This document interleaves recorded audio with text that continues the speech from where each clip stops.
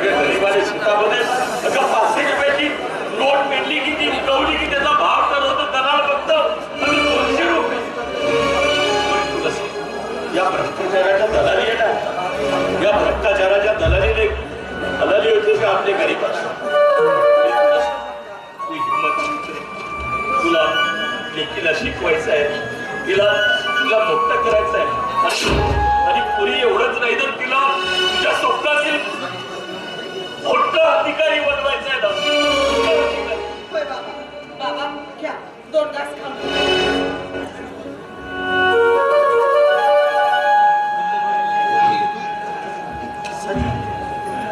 माझ्यासाठी लेकीला तुमच्या कष्टाला भाकरीचं बळ आहे. तुमच्या कष्टामुळेच तर या घरात 5 भाकरी शिजतात. माझी लेक याच भाकरी विना उपवाशी तरफडून मेले असते.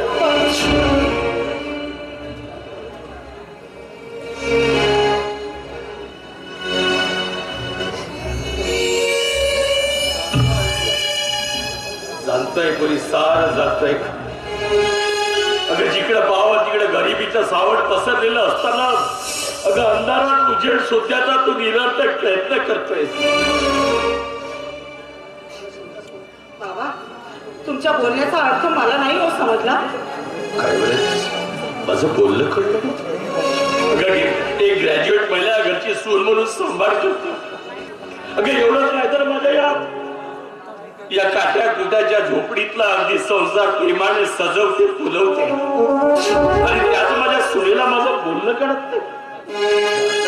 सार जातोय माझ्या दारुड्या मुलाची संसार करताना तुला किती कष्ट किती यातना सहन करावं लागतात ना, ते सार जातोय परी सार जातोय.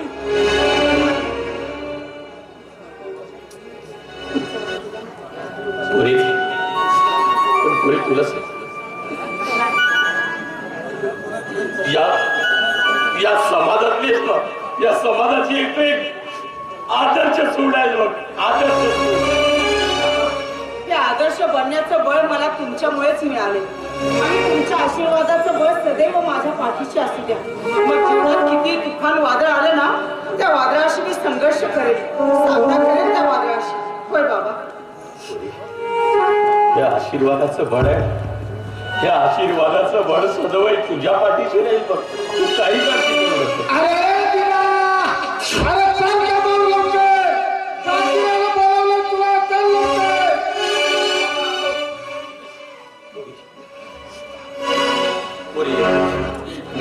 ठीक आहे भाकरी 2 घास खाऊन घ्या. अगं असू दे लेकीला. नाही बाबा तुम्ही दिवसभर राबणार नसता, तुम्हाला या भाकरीची आवश्यकता आहे. खाऊन घ्या बाबा.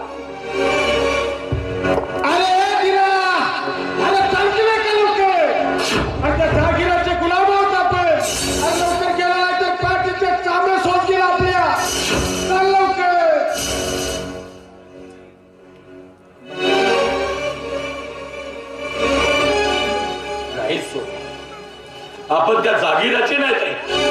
अरे आपण गुलाब त्या गरिबीचे.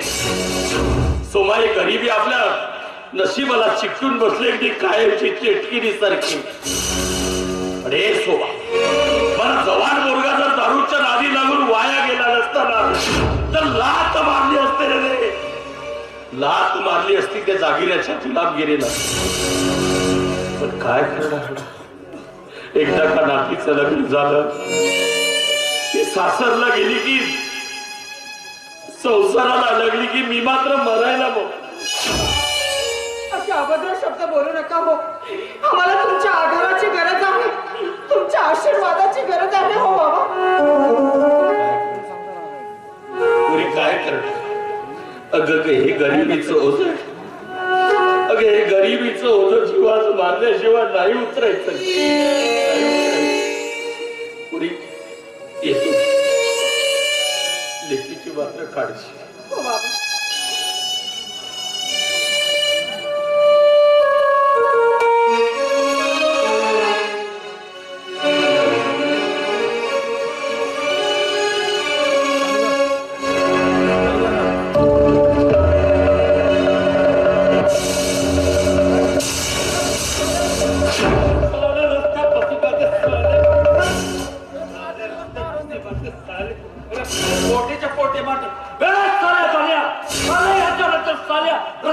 बाजूची बाजूला झाल्या पुराणी कापून टाकेल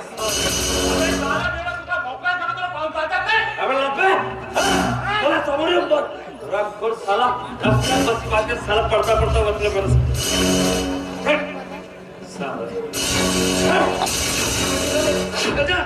जेवायला त्या जगिराच्या तळे चाटून भूक भागली नाही का तुमची? बोलून राहिले तुला भान आहे का तुला? नाही ना, दारूच्या नशेत पूर्ण भान हरवून बसले मी. काय म्हणायचंय तुला? अहो कसं समजावून सांगू मी तुम्हाला? सांगा ना, कसं समजावून सांगू? घरामध्ये 18-20 दारिद्र्य असताना तुम्ही रोज दारूच्या नशेत बेधून होऊन घरी येता. अहो कधीतरी घर बनवून घराकडे डोकावून बघा. घरामध्ये एक जवान मुलगी आहे, आपला नाही तर तिच्या तरी जीवनाचा विचार कर. तुमच्या या अशा वागणुकीमुळे कित्येक रात्र मी तिला अन्नाचा घास नाही भरू शकत. लेक मला रोज प्रश्न विचारते, आई आई बाबांना दारू पिण्याकरता पैसे मिळतात आणि आम्हाला मात्र अन्नाचा एक घास सुद्धा नाही. काय उत्तर देऊ तुझ्या प्रश्नाचा?